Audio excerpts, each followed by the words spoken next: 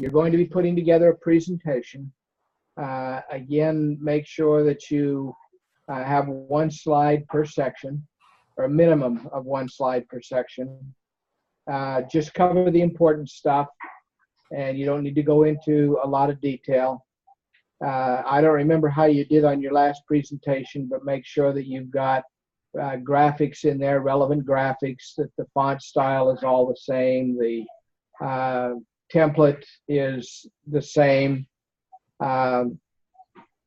Make the colors, again, you might want to just go back over that presentation by whatever his name is on YouTube.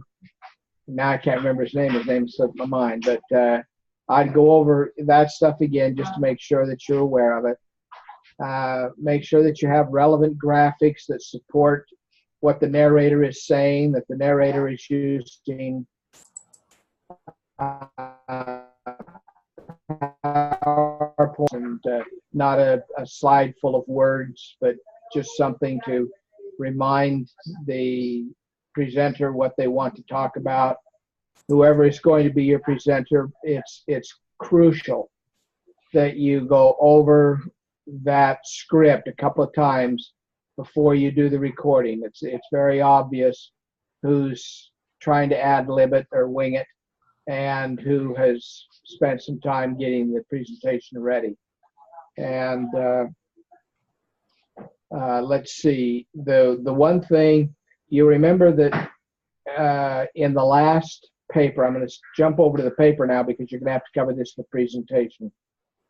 But in the last paper, all you did was make the corrections from the paper that was sent back to you based on the grading comments for element A and element B, and that's what you're going to do here.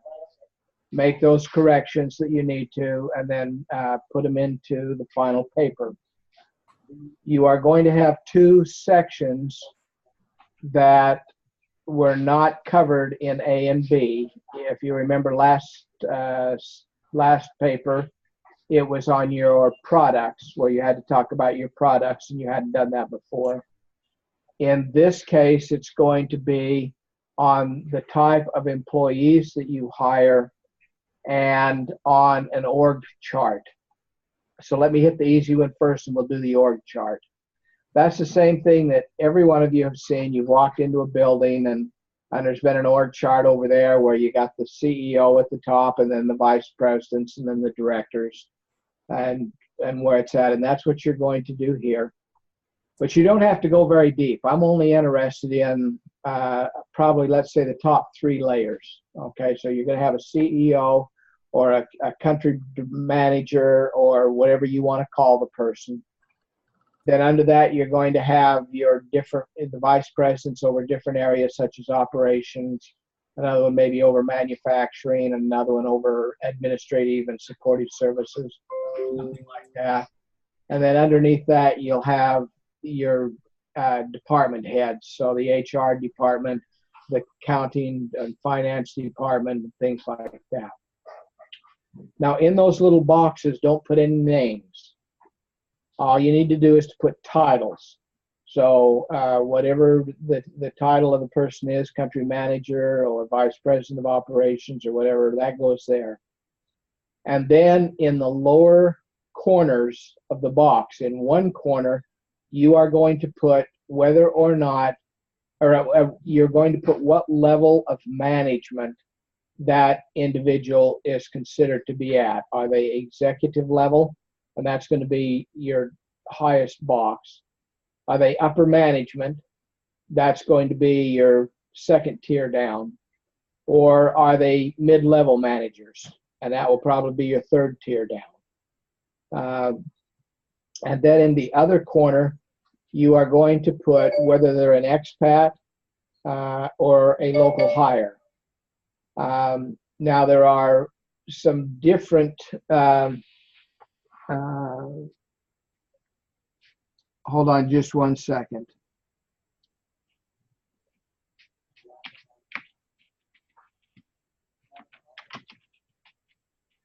There's going to be different types of hires. So one of them is one of them is a local hire. That just means you guys, if you are working for a company right now, then you are going to be a local hire, meaning that you're not paid any additional incentives or anything, and taxes are taken out to pay the U.S. government and the state that you're in, those type of things. Then you can have, the only other one that you really need to worry about is going to be an expat. And one of the things you're going to have to discuss are the pros and cons of an expat. So let me go over those for you a little bit. Expats are not used anywhere near the extent that they used to be. 10 years ago or 15 years ago, an expat was not an unusual occurrence. And as a matter of fact, it was almost expected if you were going to have a branch of your company in another country. The reason for that is because you could not find a person in the local area. Normally, you'd have a difficult time finding a person in the local area that had a degree that was equivalent to a degree in the United States. So just as an example, in the Philippines, when I first went over there back in 2003, they had told us that all of the employees, all of the customer service representatives on the phone were college graduates.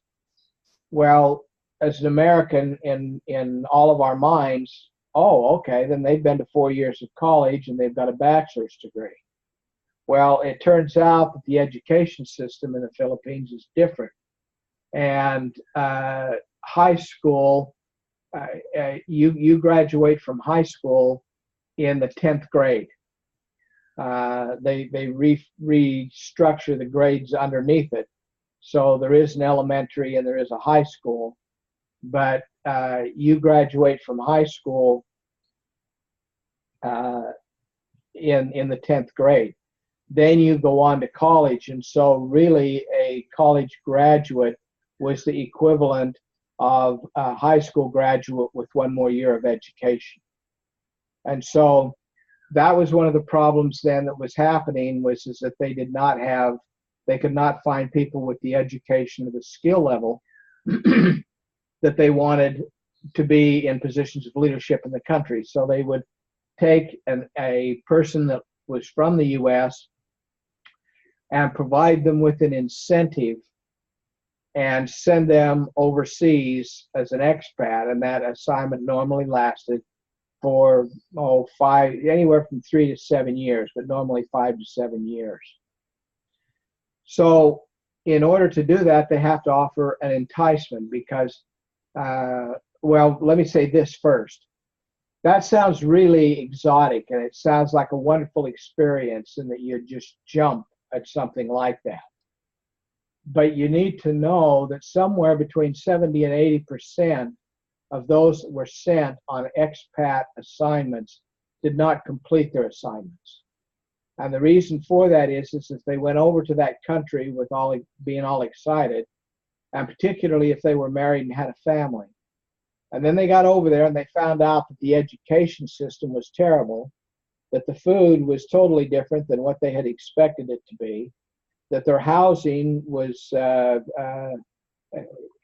I can remember the first place that I walked into in the Philippines, and their bedrooms were about the size of my wife's walk-in closet back in the United States. Now, my wife had a large walk-in closet, but nevertheless, it was not to the same standards as to what you would expect back in the States.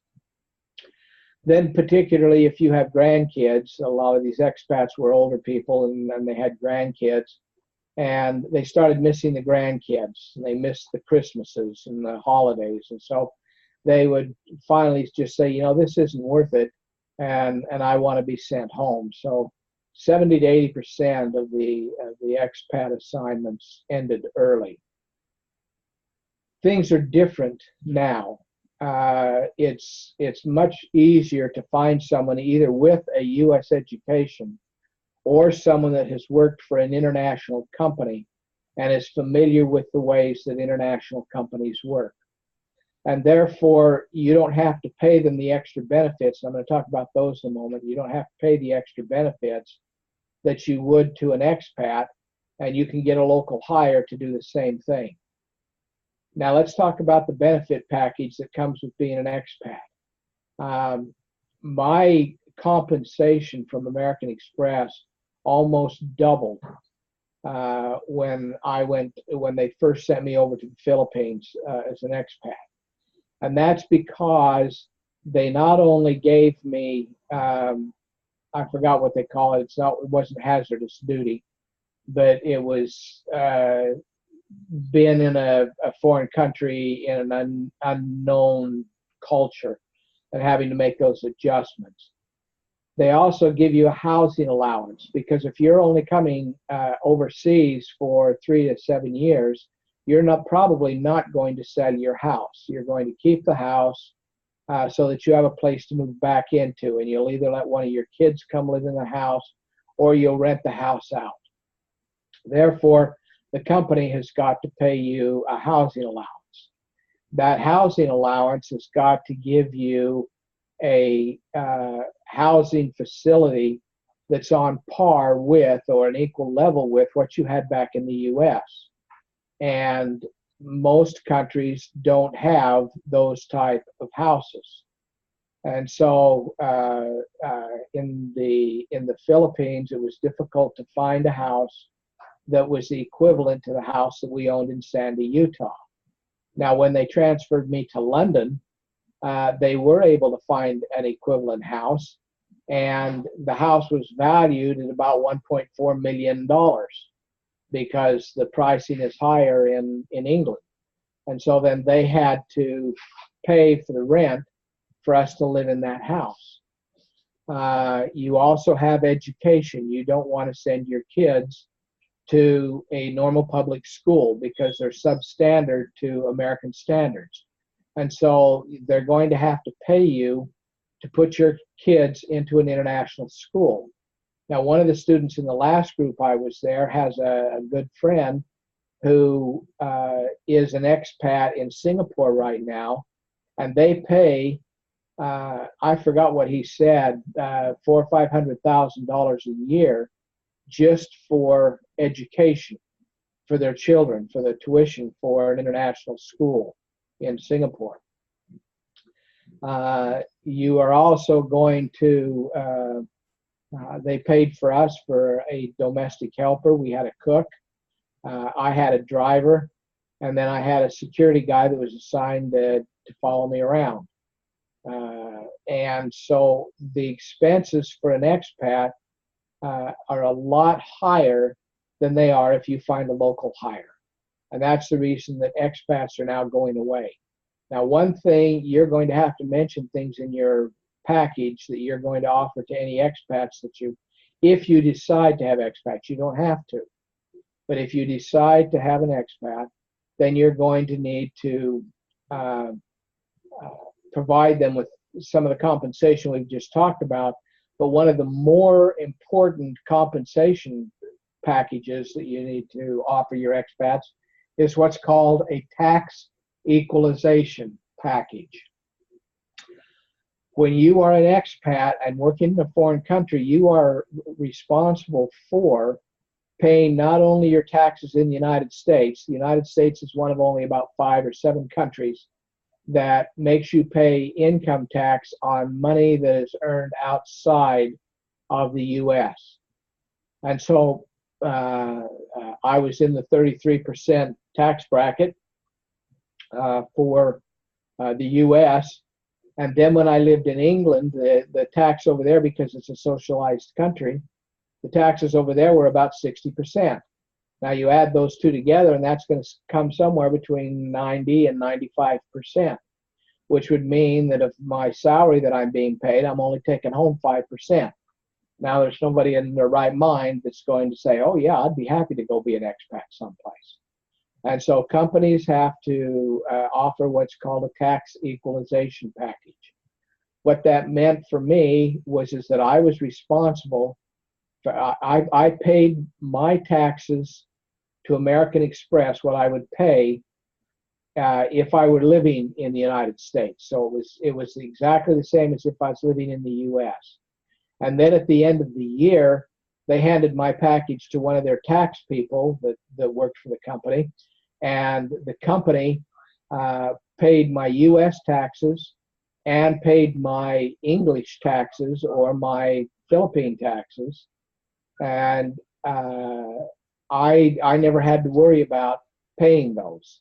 And I got a normal refund that I would have if I lived in the U.S. So a tax equalization package means no matter where you live, your taxes are going to be treated as though you lived in the United States.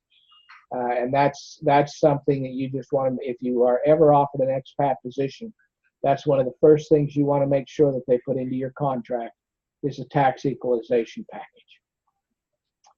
So that's the two extra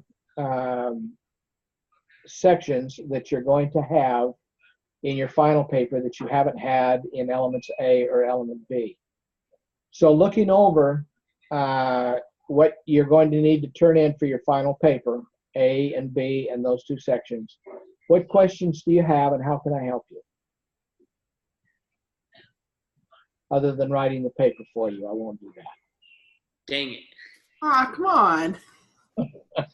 Hey, Brother Jones, I actually had a question for you. Okay. Not exactly related to the paper itself, but I was just wondering what is, I haven't really actually looked. I should probably look before I ask this question, but what is like our final for the class, or do we really have one? I'm going to have you hold that question. Trish already beat you to it before any of you got here. So hold on to that question for just a minute and we'll answer that. Yeah, no worries. Perfect. Any other questions on the paper? Yeah, I've got one. Go ahead. I just want to make sure that I'm reading this correctly.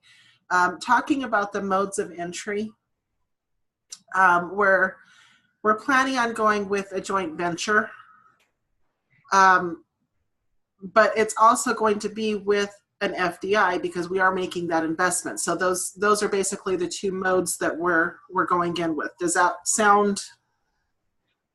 No, FDI would not be considered a mode of entry. Okay. You're going to use FDI in order to enter into a joint venture and create a third company. Okay. And so your mode of entry in that case is going to be a joint venture. Now keep this in mind on a joint venture because this is important. And that is that you are going to have to show that there is a benefit to both companies. Mm-hmm. So you can't say, I'm going to enter into a joint venture with General Motors, because if we do that, we're going to sell all kinds of cars because everybody knows General Motors.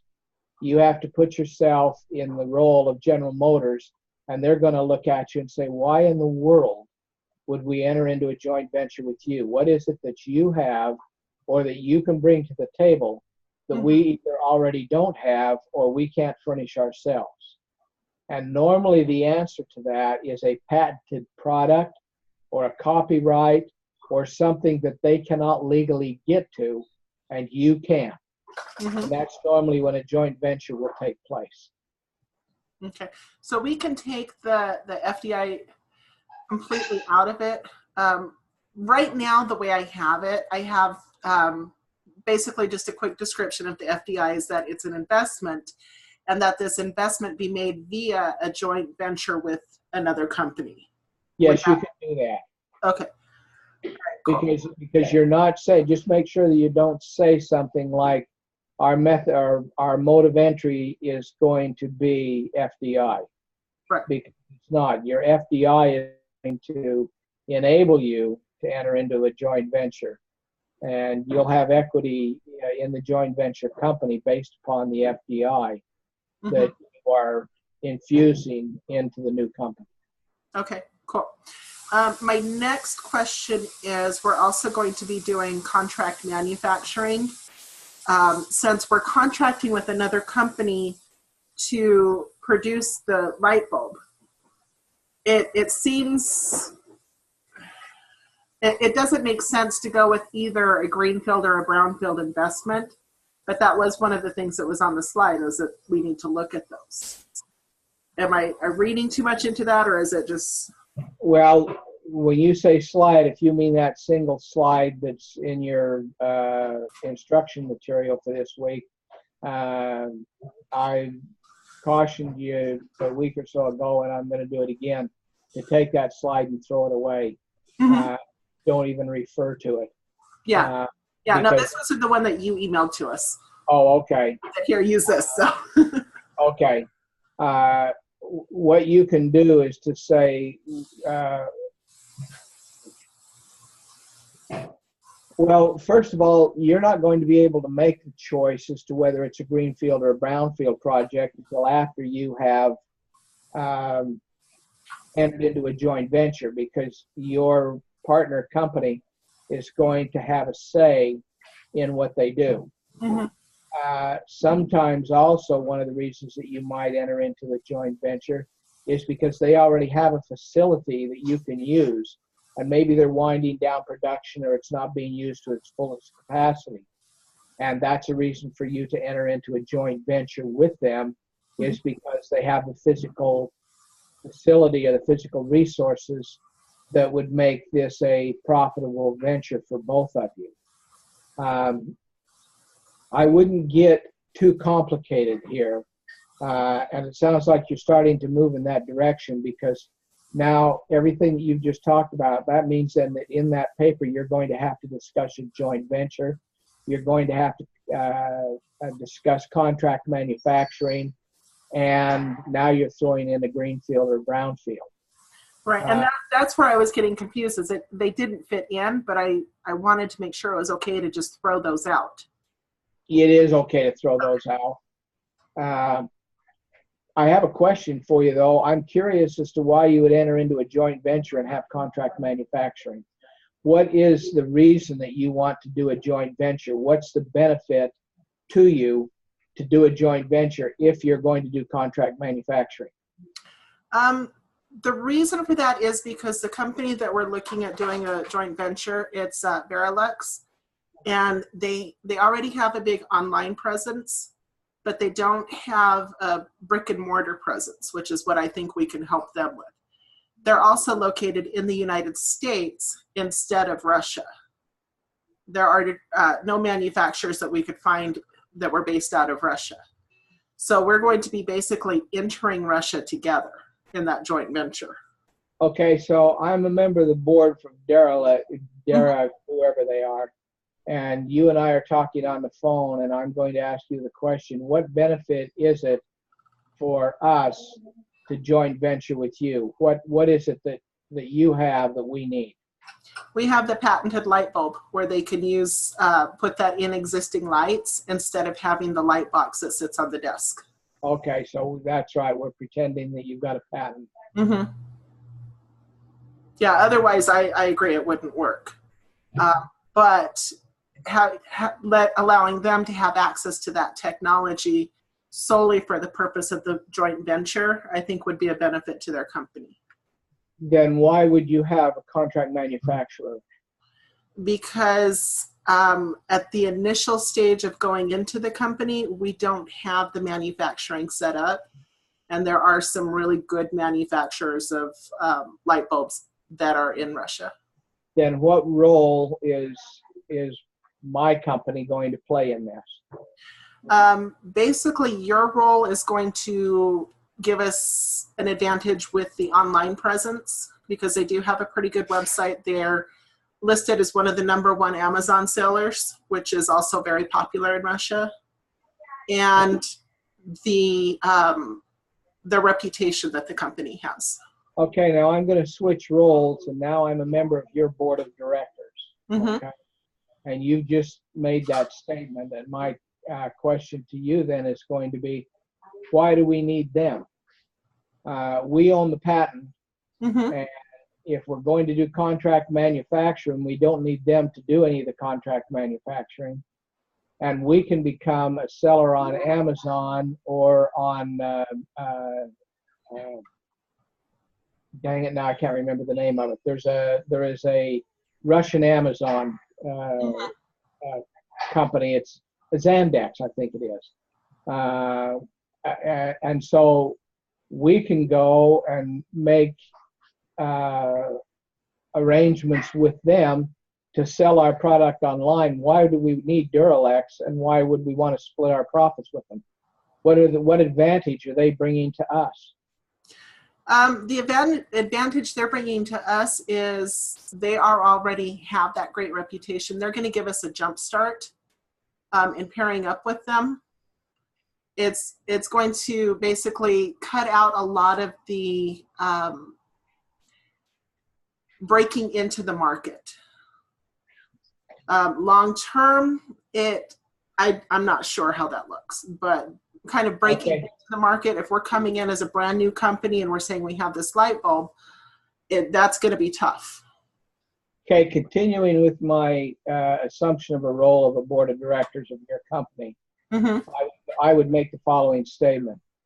I want you to know that when this comes up for a vote, I'm going to vote against that. And the reason that I am is because I agree with what you're saying, but I don't agree that that's a large enough benefit for us to enter into a joint venture with another company and lose controlling interest of that joint venture and having to deal with another company and their individual goals. So I just want to, as a board member of the board of directors, I want to put you on notice that I'm going to vote against. Good. And I hear that as a member of the board, you have some pretty big pull with the vice president as well. Well, the vice president and I are just like this. Yeah, that's kind of what I thought. So we may want to look at that some more.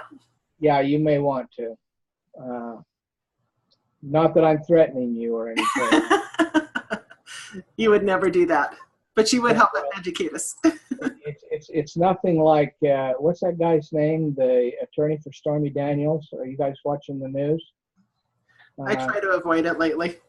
Oh man, he really stepped in it. He wrote a letter to Nike. It says either you're going to pay me $22.5 million, or I'm going to make up a story that you guys are in cahoots and doing stuff that's illegal, and I'm not messing around with you. Except he didn't use the word messing around. He says I'm not messing around with you, and you better give me $22 million, and if you don't, I'm going to call a press conference. Now, for an attorney, he's pretty stupid because they were already being recorded. The Nike had gone to the federal government, and they recorded him on all of this. And so yesterday, they paid him a little visit. He was going to the press conference to make the release, and they just picked him up and helped him out the door and right over into the courtroom and set him on bail and arrested him. Anyway, that's a side note. But yeah, I would suggest that you not do the joint venture and that you just go in. You've got your patent. You've got the upper hand in this whole thing. I understand that Duralex or whoever they are has got they're a known product in Russia. However, you are going to have the opportunity to overcome that with a good marketing program. And then you don't have to share your profits. And you don't have to share your control. Okay. You're not using any of their facilities. It doesn't sound to me like you really need their money. And you certainly don't want to give up control. I don't know, probably none of you have ever been involved in the joint venture before, and I have, and I know the pain and anguish that causes sometimes trying to it's like a partnership. And, you know, you think one way and your partner thinks the other way, and it's kind of like being in a bad marriage. Sounds good. Well, we will rethink that then. Brother John, Okay. what mode of entry would you recommend then? I would do your contract manufacturing. Okay, that's kind of what I was thinking. Perfect. And then so we can just have the one mode of entry. We don't have to do several. No, just do a contract manufacturing and Awesome. Oh, cool. Yeah, if we can just do one, that just takes. That's right. And there's no sense in making your life miserable. Too late for that.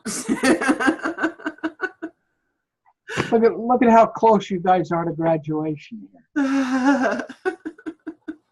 Well, most of you. Yeah. Okay, anything else? Any other questions that I can answer for you? I feel like this should be a lot easier than it is, but I am having the hardest time finding transportation information. There's like companies out there that you can request a quote for, but I don't feel like I should do that because I'm not an actual company trying to do that. Well, I wouldn't worry about you not being an actual company doing it. What I would be worried about, just a second, I'm making an adjustment on my camera. What I would be worried about is that I don't know how many of you have ever dealt with salesmen before, but the minute that they get your email address and your telephone number, They're never gonna stop. you've got a friend for life. Mhm. And they're going to ask you a lot of questions that you really can't answer anyway. Right. So a lot of those you can fill out, and they'll give you an estimate on your shipping. They'll say, where do you want to ship from? Let's take a sea freighter, overseas thing. It'll say, what port are you shipping from? Where are you shipping to? What type of insurance do you want? And I'm going to make you look all of that different kinds of insurance up, because there's about 5 or 6 different types of insurance that you can get. And what type of insurance do you want? And you put all of that in there, and it'll come back and say, okay, we have, it's going to cost you this much for a container. And there's also different ways on the container as to whether or not they will charge you for loading the container. They'll charge you for securing the container and things like that. So the estimate that they give you, you can figure is about half of what it's really going to cost you by the time that you're done. Here's another thing that all of you ought to know. That's just a little piece of information. No matter what kind of insurance that you buy, if suppose there's a storm at sea and your container comes loose and falls into the ocean, it's not insured. You're just out of luck. You've lost it, unless you take out some private insurance to cover that. But the shipping company's not gonna cover it. And so, Camille, my suggestion to you is that you just take your best shot on the thing. And there are a number of they're called expediters, and there are a number of expediter sites, or what's the other thing that they're called? Transportation companies that will arrange for all of that and help you to move that along, and they'll give you estimates. And you should be able to do that without giving them your name or phone number. And Okay. Most of the ones I've looked at, I know I'm worried about getting the wrong city. Like because we're doing China to Russia, and we're going from, I can't pronounce it, Zhangzhou or something, down in the very bottom right corner of China, all the way over to Moscow, which is way out there. And so I'm worried about the estimates being correct or not, and then between if we should do overland by truck or freight, or if we should go by the water. I don't know, I'm not seeing a lot of information about that. well, are you going into Moscow? As far as I know. Okay, yeah. Okay, if you're going into Moscow, then just do a Google search and just say closest seaport to Moscow. Mm-hmm. And then take your freight into that port, and then do an overland trucking from that port, From the port to Moscow. Okay. Yeah, and the trucking part, you shouldn't have any, you shouldn't have any trouble with. There are a number of sites out there that'll do that. Your seafaring sometimes can get a little complicated, but just give me your best guess on that. I want to see that you've made an effort and that you understand what you would have to do in real life in order to get this this information. Okay. What I don't want you to do is to just go $5,000. Yeah. Okay. Because that's kind of what I've got right now. Is I saw $8,000 to $9,000, and so I put that in. But I'll relook at that. And then also I haven't. Well, let me tell you that the reason that I gave that number is because that's going to be pretty close. Okay. Go ahead. And just the other thing was the travel time. I don't know. I haven't seen any estimates. I've thought about just Googling like how long does it take to take a boat from the different ports. Yeah. Does that also do a Google search on cargo shipment time, and then put the 2 ports. Okay. Something rather China to Moscow. And my guess is you're talking 20 to 25 days is Okay. my guess. I can tell you from the U.S. to the Philippines, you're talking 45 days. Some of them will lie to you and tell you 30, but what you have to understand is that, and again, now I'm kind of educating you guys on shipping. You have a loading time. So when you have somebody pick up your freight, they're going to take it to the port of departure in the United States, and it's going to sit in a loading area for, it depends on how frequently the ship travels, but normally it's going to sit there for 5 to 7 days. Then you're going to ship it, and when it arrives, you've got what's called berthing time. So, for example, a ship, and because I'm so familiar with it, I'm just using this as an example. When a ship arrives in Manila Bay, you've got at least a 5-day berthing time, which means that it's going to sit out in the bay. Even though they've known they were coming for 30 days, they're going to have that boat sit out in the bay for 5 days until a berth becomes available. Then they're going to pull that ship into the berth, and they're going to unload it, and it's going to go into a customs warehouse where it's going to sit from anywhere from 3 to 5 days before it's released to your trucking company. Now, some of the estimates that you get off of the internet is not going to include the waiting time for loading, the berthing time, or the customs time, whereas other sites will. So make sure that you understand what they're giving you when they give you that time. What is that inclusive of? And if it doesn't include any of those times that I just gave you, those times are pretty consistent. It's going to be about five days for berthing. It's going to be about 3 days for custom. It's going to be about 5 days for loading. And those are standard throughout the world. Okay. Now, if you run into problems, then stop in the office and I'll give you a hand. Okay, thanks. Other questions?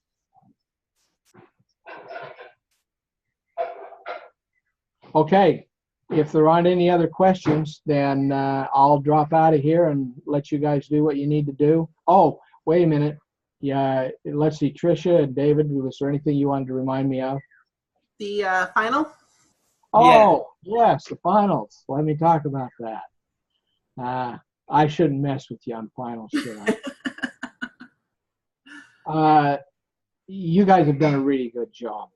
And I think that that's great, and I feel like you have learned the principles that you need to know. You all know that I don't like busy work, and I don't like you to have to do something 2 or 3 times. You've demonstrated to me that you have a grasp of these principles, and therefore, here's the offer that I make to you, or offer, or this is the way we're going to play the game. The final is optional. You can either take it or not take it. Disadvantages and advantages. The advantage is that your final cannot hurt you. Okay, so you could go in with a B plus or an A minus and fail the exam, and it will not affect that B plus or A minus.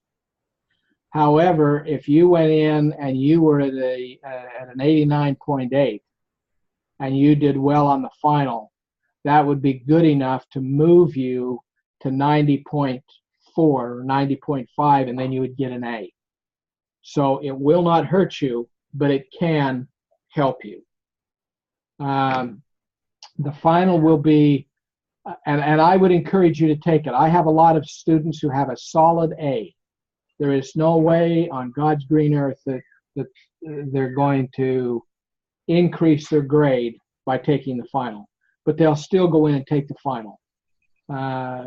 Just so that they can see how they've done and I can see how they've done. So I do encourage you to take the final, but just know that it's not going to hurt you. The other thing is that there's not going to be anything on the final that's going to surprise you. It's going to be, they are essay questions. They are going to be something like, if you were to, what are some of the pros and the cons of doing international business and involving a foreign currency? Now, you already had that question, or basically that question. You should know the answer to that. So that's the type of questions that it's going to ask you. It'll be nothing that will surprise you or should cause you any problems. It is open book. It's not open teammate, but any notes that you've got that you have taken, you can go back and take a look at. And they give you, I don't remember if it's 2 or 3 hours. Now, what there is, just to warn you in case you do suffer any form of temptation, is that there are about 7 questions that are out there for the final. When you sign in, the computer will automatically go out and grab, I think it's 3 of those questions and give them to you. So the question that you have may not be the same questions that your teammates have or your best friend has or something like that. So be aware of that. Any other questions regarding the final? So it's basically 3 or 4 questions, just essays? It's 2 or 3 questions. It's not more than 3. Okay. That's actually not horrible. No, this final is not a difficult final to take, unless you haven't studied. I mean, and you haven't grasped the concepts. It will be readily clear to me if you've grasped the concepts or not. We need to cite our notes. Do what? Do we need to cite our notes? No, that'll be okay. You won't need to do that. Okay. Okay. I'm out of here then. So like I said, if you need me, let me know. Thanks, All right. everyone. Thank you. See you later. Bye-bye. Bye. Okay. I'm glad because I know we were all kind of on the fence about that joint venture thing. Mm-hmm. So I was like, let's just rip the Band-Aid off and ask him. So I'm also glad we can take it out and he won't say that we don't, get mad that we only have one mode of entry. So that's definitely a good thing. So I think what we need to do next is go ahead and just assign out the PowerPoint slides so we can get started on that. Are you guys okay with that? I know it's been kind of a long meeting, but. Yeah, that's fine. Okay. Camille, are you okay with doing the slides again? Uh-huh. You did such an awesome job last time. That was. That's my one claim to fame in this class. That's the one thing I can do really well. So. You do. You do really do well with it. Thank you. Yeah, I'll take that. So. Okay, cool. It is due next Thursday, I believe. Let me double check. Yeah, that's what you said last time. Yeah. So if we all have them have our points into you by Monday, would that give you enough time? Oh yeah, that would be fine. Is that okay with everybody else? You think you can get your slides in by Monday? Okay. Mhm. So do you want to just go through and It's gonna be the same like last time where we type what we want, like points, and then we come up with a script. how do you guys want to do that? Do you want to do just the points and have the person that's narrating come up with the script, or do you want to do the points in the script? I think that should be up to the narrator, whatever's easiest for them, whoever it's going to be. Okay, who wants to be the narrator? Anyone? Okay, I'll do it. Someone with a good mic on their computer. Well, I don't know what I did, but remember all that sound issue he didn't like? So. Yeah, there was something. I've got a headset that I can use. I can do it. Ian. You want to do it? Yeah. Okay. I can do it. All right. Okay, so Tanner's going to narrate. Do you want us to do bullet points, Tanner, or do you want us to write a rough script that you could tweak if you want? Yeah, I think that rough script helped, and then put your bullet points on the slide. And then you can just Kind of like what we did last time. That was helpful. Cool. So, let's see. You have Young Men's on Wednesday night. Yeah. Okay, we may need to tweak our time frame a little bit then, so we're not putting you in a jam. Well, let's see. Well, if everything's in by Monday, I guess it depends on what your Tuesday looks like, Tanner. And then Yeah, I could get it done. or on even Tuesday. Thursday, like it's not due until it sucked to wait till last minute, but Yeah. It's fine. It's kind of a last minute thing to do. I mean it Yeah. Well, my only takes like 3 hours, really. my concern with that though is that if we have another problem with the sound like we did last time, then there's not enough time to redo it. Yeah. Running right up against the deadline. Oh yeah, what was wrong with the sound again? Was that my? It just sounded like you were standing across the room from your computer. It sounded like you were. I don't know if it got lost in translation or something. But Yeah, because I think you were like having internet issues or something. Yeah, it was during that big It was storm. due, so then Pretty I bad. I gotta be in a room where it doesn't echo. Yeah. Then I like had to record it onto like I don't know. Yeah. I don't even remember what we did, but Yeah, I'll do a couple of samples and send it to you guys. See if that. So you sound fine right now. Yeah. So just sit where you are right now and do it. well, and I thought like on my computer it totally sounded fine. So I don't know. I was so confused. Yeah, that was interesting. Yeah, it sounded kind of far away to me. Did it? Yeah. So I don't know. It's weird. so then maybe Tanner, if you could have it done, I don't know, like after you have mutual on Wednesday night or something, and then we can go over it. Like we can have all day Thursday. Is that like too close, do you think? Yeah, no, I got the time to do that. I can do that. Okay. And mutual's only an hour, so. Yeah. Recruit them. Have each of them do a slide. Yeah. All right, you come sit right here. Okay, cool. So we've got. Oh yeah, that would be interesting. Yeah. Deacons are not the. It's too read long. Yeah. All right, so we've got 29 slides that we need to do without the extra 2 that we're going to need to add on.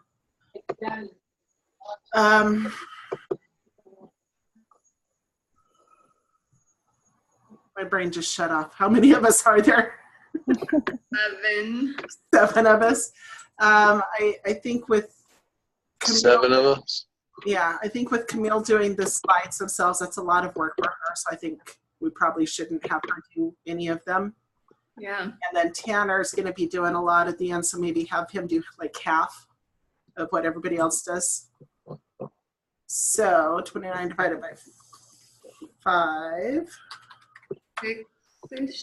Thank you. I don't know how my brain's working. It has been one of those days. Oh my gosh.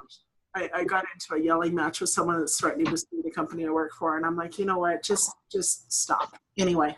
Oh. So let's see if we each do. Let's start out with 5, and then Tanner can do a couple. All right. So who wants? Do you want me to just start assigning section 2.1, 2.2, 3.1, stuff like that, or how do we want to do it? Does anyone have any you really want to do? It's kind of nice, like the people like That did it. right can just Yeah, like do the section that you did, if that makes sense, because you've already done the research for it. Okay. All right. So do the section that you did, and then we need to figure out. But then Trisha and me, what are we gonna do? Right? My you guys slides. do the section that Tanner and Camille I was did? gonna say we can do the ones that Tanner and Camille did. Okay. You want to take Tanner? I'll take Camille's. Yep. Okay, that works. That was easy. Yeah.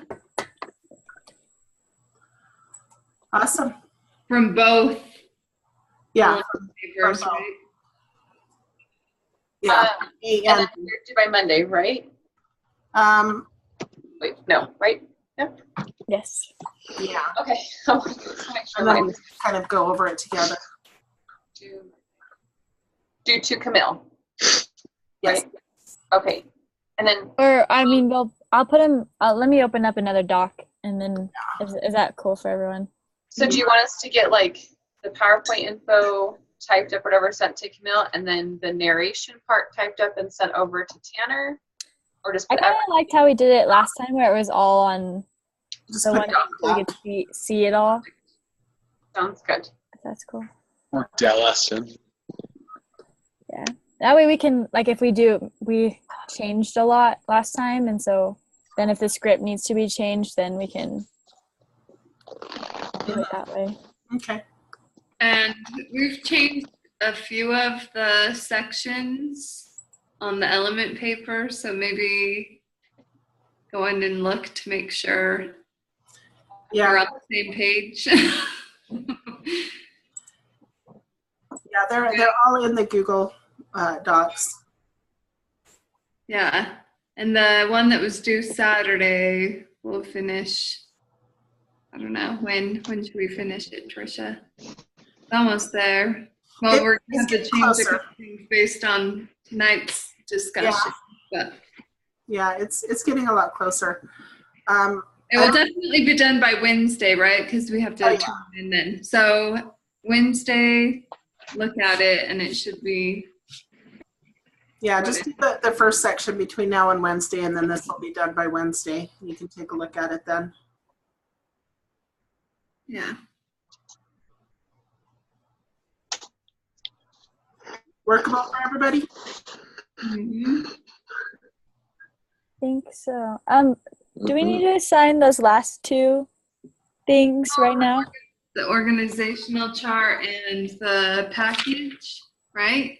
The way that those are supposed to work, I was reading the rubric on them, is that's actually going to be our reflection assignment for this week to do that. And then we're supposed to take a look at them and select For which next week. we need. Yeah. Okay.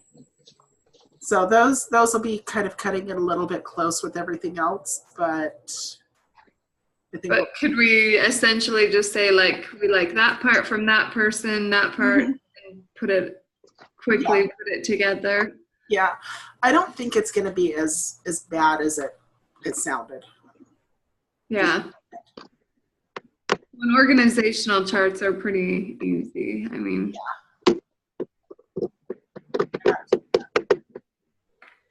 All right, cool.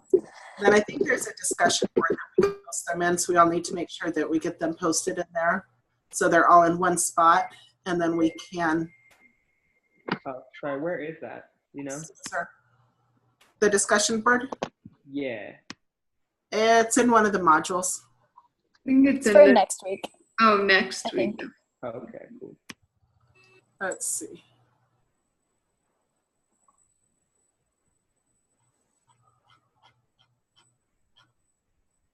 Oh. Oh, I'm in the wrong class. Like cost of capital. What? We have to do that too? Never mind. Let's see. Just a second.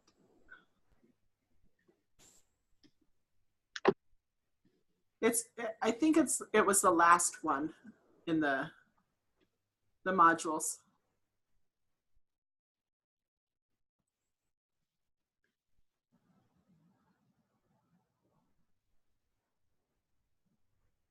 Let's see.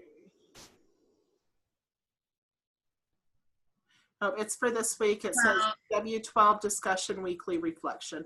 Yeah. Okay. It's right before our preparation for week 13. Cool. Alrighty, everybody good? Yeah. Good. Yeah. Okay, thanks. I'll see you. Oh, So Yeah. what day are we having everything done by? Monday, is that right? yeah, we're gonna have everything done by Monday. Okay. Cool. And then if we're running into anything, we can kind of toss it back and forth at our meeting on Thursday. Sounds like a plan, friends. Thanks a ton. Okay, thanks guys. Hey, good Okay, night. Kristen, Good night. you want to hang out for just a minute? We can take a look at the paper together.